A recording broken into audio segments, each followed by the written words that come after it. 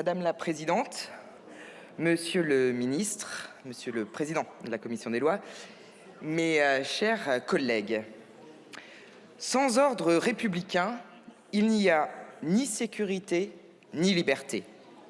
Cet ordre, ce sont les policiers et les gendarmes sur notre sol qui l'assurent.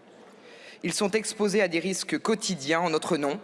C'est pourquoi ils méritent le soutien de la puissance publique et la reconnaissance de la nation.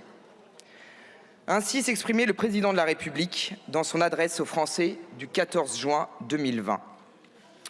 2 ans plus tard, c'est ce soutien de la puissance publique à nos forces de sécurité intérieure que nous traduisons ici en carnet de route pour les 5 années à venir. Un soutien que notre majorité présidentielle n'a cessé de démontrer depuis 2017 à travers plusieurs lois d'importance. Et aujourd'hui, nous nous engageons à poursuivre dans ce sens grâce à une traduction budgétaire à l'ensemble de ces mesures avec cette loi de programmation et d'orientation du ministère de l'Intérieur. Pour la première fois, il s'agit de donner une vision globale de l'action du ministère de l'Intérieur et de ses agents qui font un travail remarquable au quotidien au service de nos concitoyens. Et nous souhaitons tous ici, j'en suis certaine, les en remercier vivement. Le texte que nous nous apprêtons à adopter porte en lui une véritable ambition afin de permettre à nos policiers et nos gendarmes, qu'ils soient sur le terrain ou dans les bureaux, ainsi qu'à tous les acteurs du continuum de sécurité, de remplir au mieux leur mission au service de chacun de nos concitoyens au cœur de nos territoires. Il ne s'agit pas ici de définir des objectifs sécuritaires, mais bien de donner les moyens humains, technologiques et financiers à nos forces de l'ordre pour assurer leur mission. Leur mission qui est de nous protéger, de protéger nos biens, nos bâtiments, de protéger nos enfants, de protéger notre République. Nous protéger pour permettre à tous de vivre avec l'assurance que l'ensemble des services du ministère œuvrent pleinement à la sécurité de chacune et de chacun.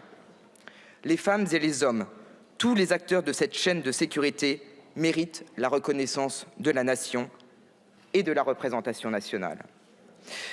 C'est pourquoi je regrette profondément que certains dérapages et propos déplacés la semaine passée, parfois même outranciers, aient été entendus dans cet hémicycle. Malgré cela, nous avons pu effectuer un véritable travail de co-construction avec les uns et les autres pour déboucher sur un texte qui nous semble équilibré, pragmatique et ambitieux pour être aux avant-postes de la sécurité de notre pays. Issus de toutes les sensibilités, nous avons adopté de nombreux amendements qui permettent de belles avancées. Plusieurs amendements du groupe démocrate ont été adoptés et nous nous en réjouissons. Je pense notamment à ceux portés par notre collègue Philippe Latombe en matière de lutte contre la cybercriminalité, d'Erwan Malanan sur la lutte contre les violences sexistes et sexuelles, ou les précisions apportées par Laurence Vichnievsky dans le rapport annexé sur la réforme de la police judiciaire. Ces garanties que nous avons inscrites dans la LOPMI lors de l'examen en commission ont encore été renforcées en séance avec l'adoption d'un amendement du gouvernement et de notre collègue. Comme vous tous ici, nous serons vigilants sur la conduite de cette réforme et le respect des équilibres nécessaires à la préservation de l'indépendance de la police judiciaire. Nous avons entendu vos engagements, vos assurances, monsieur le ministre, et nous vous en remercions. Je souhaite d'ailleurs saluer l'écoute et l'ouverture dont vous avez fait preuve tout au long de nos débats et qui nous ont permis d'avancer ensemble dans la bonne direction. J'en profite également pour vous remercier, monsieur le rapporteur, pour la qualité de votre travail.